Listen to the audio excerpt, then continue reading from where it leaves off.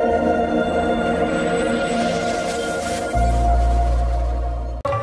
कौन कले गुरु को कथा सुनी गुरु को मने मने प्रणाम कले किंतु अन्य मैंने जो भूल करते से भूल कले भूल करे के मनीष भूल करते नहीं के प्रभु जीव भूल करे ब्रह्म भूल को भगवान क्षमा दिया जीव ब्रह्म भीतर तफात चारोटी तफात जीव जन्म निये ब्रह्म प्रगट होती भय प्रगट करवाला जीवर जन्म अच्छी मरण अच्छी ब्रह्मकर मरण नहीं कि जन्म ना जीव जोनिज जरायुज जठरज उदरज ब्रह्म वैवर्त पुराण द्वितीय अध्याय 35 श्लोक आमे मां गर्भ भीतर रहंती प्रभु गर्भ रहंती जठर रहंती उदर रहंती जरायुज रहंती भगवान जोगमाया आश्रय करी प्रगट होती एवं आज भगवान चारि पाखरे बुलिले धनु चारि पाखरे एमाने कई धनु चारि पाखरे बुलती कारण अल्प ज्ञानी लोक सब अहंकार करते मु सब जानी कि भगवान गुरु को तो प्रणाम कले धनु चारि पाखरे बुली धनु को प्रणाम करे माने हे शिव भगवान हे शंकर भगवान मु आपन को प्रणाम करूछी कारण धनु भीतर शंकर भगवान थिले एक कथा प्रभु जानती रामेश्वर शब्द अर्थ कौन सेतुबंध प्रतिष्ठा रामेश्वर शब्द अर्थ कौन राम जस्य ईश्वर सह पुणे रामस्य ईश्वर जह देखंतु ओडिया व्याकरण और संस्कृत व्याकरण रामेश्वर शब्द व्याख्या केमती प्रभु हेबा प्रभु न हेबा पे एठी माडो गलो आमे प्रभु हेबा पे माडो गलो रामेश्वर प्रसंग रे भगवान राम कहले मु ए सेतुर ना देली रामेश्वर ना काई शंकर भगवान रे काई ना रामस्य ईश्वर ज आपण मोर ईश्वर जण आपण ना रे रामेश्वर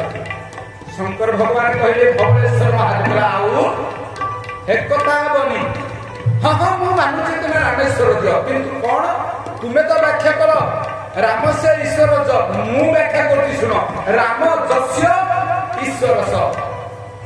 राम जहांकर ईश्वर माने तुमे हो तो मो ईश्वर एटी ईश्वर होबा पई के राजी नहंती एटी ब्रह्म होबा पई के राजी नहंती एटी सेवक होबा पई माडगोळ किंतु मनीष मालिक होबा पई स्वामी होबा पई प्रभु होबा पई मनीष माडगोळ किंतु प्रभु सेवक होबा पई माडगोळ भगवान चारि पाखरे बोलिले शिव भगवान प्रणाम करे धनु भीतर थाई करे एथर जाउची उठी जीवी धनु कानी काढिला सासु आजिकली सासु माने जोईकी लाज करन्ते कि मु कहि परिबे किंतु आम सासु माने ए पर्यंत लाज करन्ते तो कोन करे ना प्रभु को सासु के भूमि वसुमती खिंती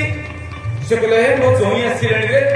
ए जोई सासु को टिके लाज करन्ती सासु जोई के भी अब बेसी सासु गुडा जोई के लाज करन्ती तो कहले मो जोई आसिलेनी मु उठी जाय धनु से उठी पड़े खाली सेति के नय मां गौरी मध्य चिंता कले दुर्गा बोले हे अरे काली मु सीता को बर देची तुमे करुणा निधान को प्राप्त हबो अरे चंडी ए चंडुला ए जतिनी आस चलो सब पळेला प्रभु आसिलेनी मो बरटा केंति कायम रहइबो ना हो मां गौरी को संगरे धनु भीतर सूक्ष्म रूप रे बसिथिबा चंडी चामुंडा जोगिनी समस्त चाली गले धनु आहुजा लुकाई गला तार कारण भगवान सीधा धनु को धर नथिले केमति धरले धनु चारि पाखरे परिक्रमा करे आपन को गोटे कथा कहि के आजर प्रसंग सरीबी आपन जे मंदिर को आसुछंती सीधा भीतर प्रवेश करत नाही मंदिर गर्भगृह को गला पूर्व आपण जदि चारि पाखे परिक्रमा न करेंगे गर्भगृह को गले नमस्कार कले फल पाइबे कि 100 फल पाइबे। मंदिर रे भगवान को दर्शन करने गोटे विधान अच्छे आचार्य लक्ष्मी विचारे पंडित तेणु जिते शिव मंदिर को आसे धवलेश्वर मंदिर को आप केमी सीधा भीतर को प्रवेश करने उचित नुहे। शिव मंदिर को अर्ध परिक्रमा करा जाए मंदिर अधा को जाए फेरी आसवे पूरा परिक्रमा कर शिवद्रोही शिवद्रोही पादुक कुंड को आप मन रखिए जदि दुर्गा मंदिर को जी चंडी मंदिर को जी पार्वती मंदिर को जी अंबिका मंदिर को जी मन रखिए माँ मैंने बापा मैंने गोटे थर परिक्रमा कर भीतर को प्रवेश करेंगे पूरा फल पाइबे। गणेश मंदिर को जब जी 3 थर गणेश मंदिर चारि पाखे बुलिबे भीतर प्रवेश करेंगे। विष्णु मंदिर राम मंदिर राधाकृष्ण मंदिर सीताराम मंदिर लक्ष्मी नारायण मंदिर को जी 4 थर परिक्रमा कर भीतर को जी सूर्य मंदिर को जी 7 थर परिक्रमा कर भीतर को जी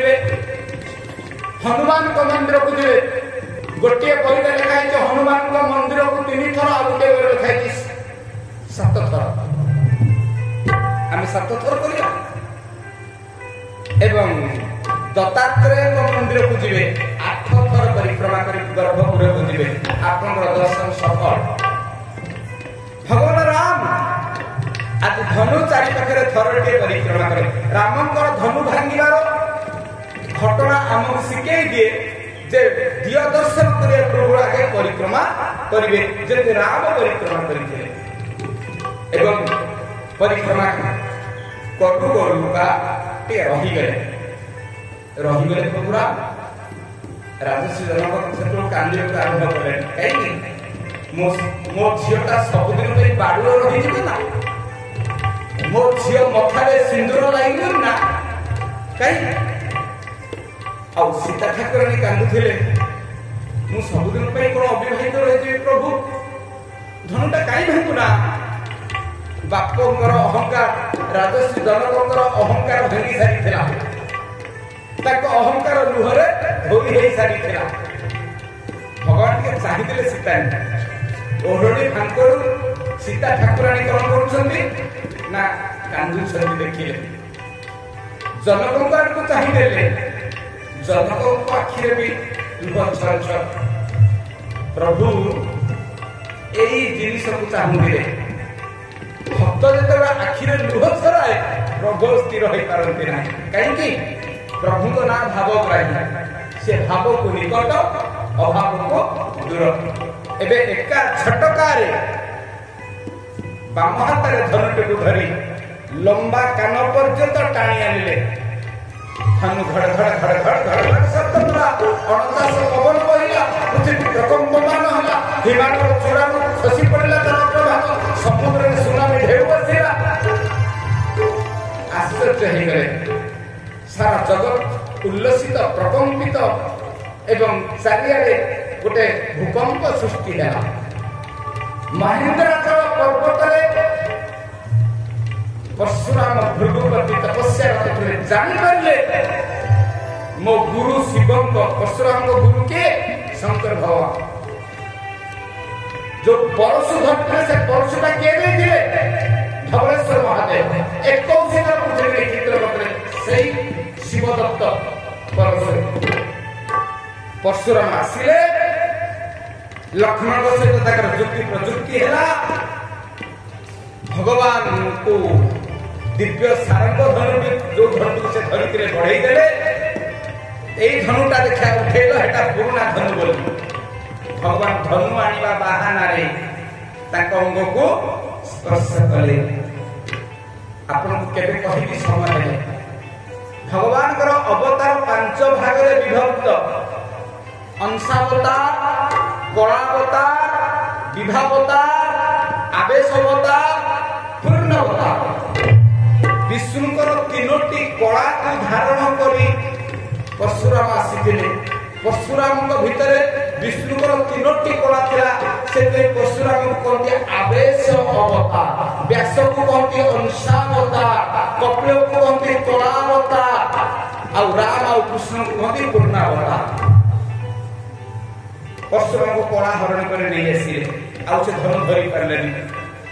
महेंद्राचल से जानी पाले होते भगवान पुणी महेंद्राचल को चली गले। एबे फूलमालाटा दियो, सीता ठाकुराणी आसिले फूलमाला दबा हाथ पाऊनी राम को बेकरे। सीता ठाकुराणी बड़ व्यथित हो पड़ले। गुरु विश्वामित्र दौड़ आसिले कहले ए रघुनाथ टिके नई पड़। रघुनाथ नौना कहले मोर डिमांड अछि। हाय राम डिमांड करिए बाहर डिमांड। रघुनाथ तुम डिमांड कर जन्म एक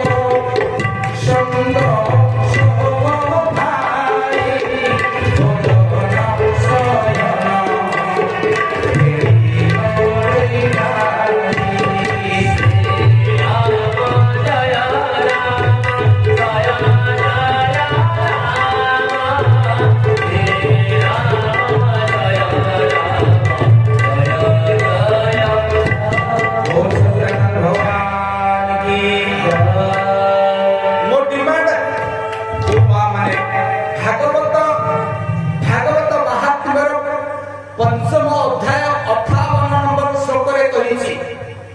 जो माने शंखनाद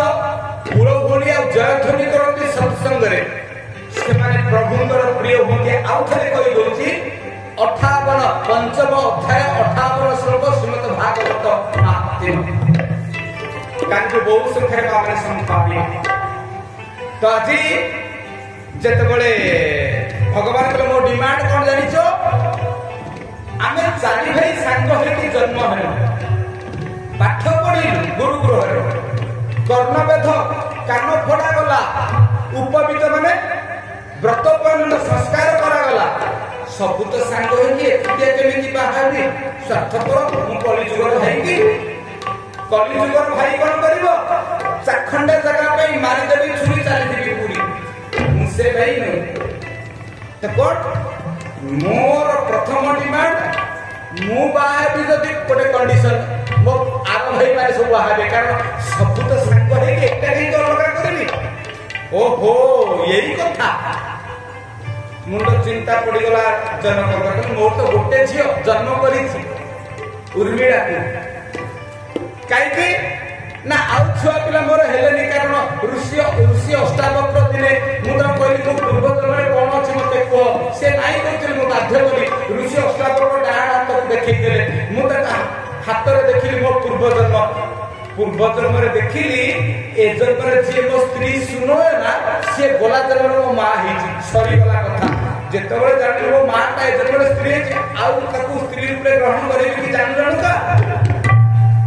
से गोटिए झियो हे सारी थिला आउ स्वामी स्त्री भितर संपर्क नथिला काहे कि ताकर गोटिए झियो कारण पूर्व जन्म रे ताक स्त्री ए जन्म रे मां थिले आर जन्म रे आउ सा जन्म कलेनी स्त्री सहित संयुक्त हेले ना अरे जोड़े झे तो सीता तो पाली थिली एकु तो जन्म करथिली उर्मिला को ताको भाई जोड़ी आसिले के कुशल ध्वज जनकंकर साहब के भाई एटा ओटे कथा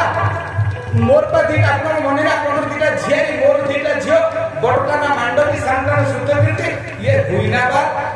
हे गला रघुनाथ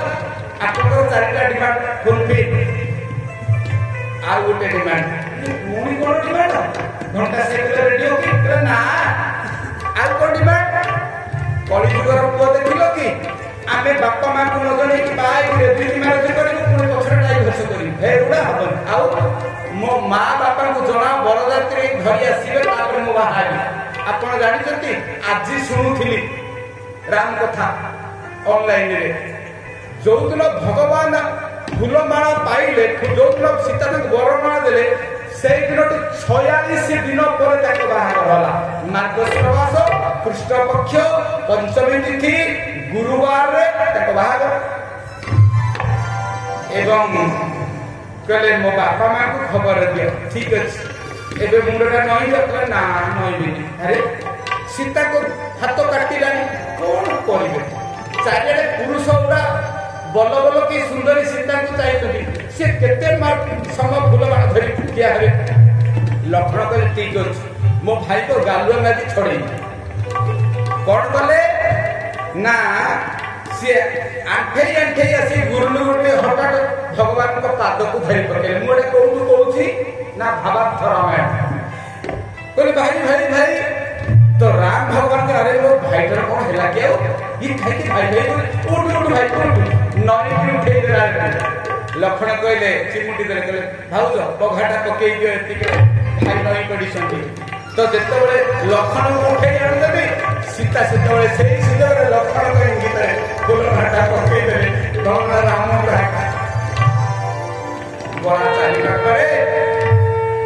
एवं फूलमाला द्वारा तुम किए कहते सीता कांदिया सीता कहीं कांदिले कहले लक्ष्मण तुम भाई का हाथ न धरू तुम भाई की बाहा न हो मो प्रति तुम एत श्रद्धा हे लक्ष्मण ए उपकार न दिले तुम सुझीबी हे लक्ष्मण मु तुम भाउज नुहे कि तुम्हें मोर दियर नुहे मु तुम माँ तुम्हें मोर बड़ पुओ ए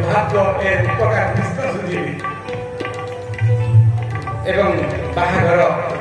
तापर हम एवं खबर दिया समस्ते हाँ ये गोटे कथा कहि किए नई पड़े राम भगवान नईले क्या पाखे सीता पाखे सीता किए भक्ति राम किए ज्ञान ये ज्ञान नईले ना भक्ति नईले ज्ञान नईले क्या पाखे संस्कृत लिखागला भक्ति ही ज्ञानाय कल्पते अर्थात भक्ति आगे ज्ञान नहीं जाए अब ज्ञानटा नहीं जाए ज्ञानटा मैच्योर हो जाए ज्ञानटा परफेक्ट ज्ञानटा संपूर्ण ज्ञान परिसमाप्ति कौटी जो नम्रता चली आसे आज मार्गशीर मास कृष्ण पक्ष पंचमी तिथि गुरुवार 4टा डेरी कर बरदत्त आसी पहुंची गले से 46 दिन बीती जाइए 47 दिन बाहर होउची एवं विश्वामित्र कौन एत डेरी करनी जो महेंद्र वाले पानी ग्रहण किया डेरी गला शीघ्र तार झील को चारि भौणी एवं चारि जा हवा आरंभ कले आसिले सुवर्ण मंडप रे विवाह होचंदी लक्ष्मी के सहित नारायण सीता के सहित राम लक्ष्मण के सहित उर्मिला भरत के सहित मांडवी और शत्रुघ्न के सहित सुतकीर्ति चारि भौणी को नईनिका ओढ़णी धरी आसुचंती एबे बाहाघर आरंभ विभूषण पुष्पे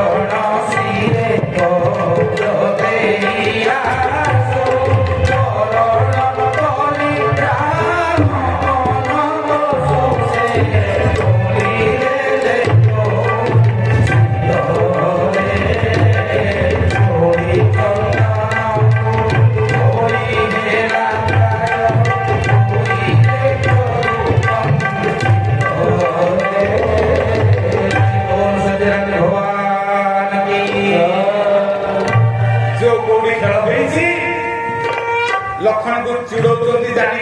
दासी सखी माने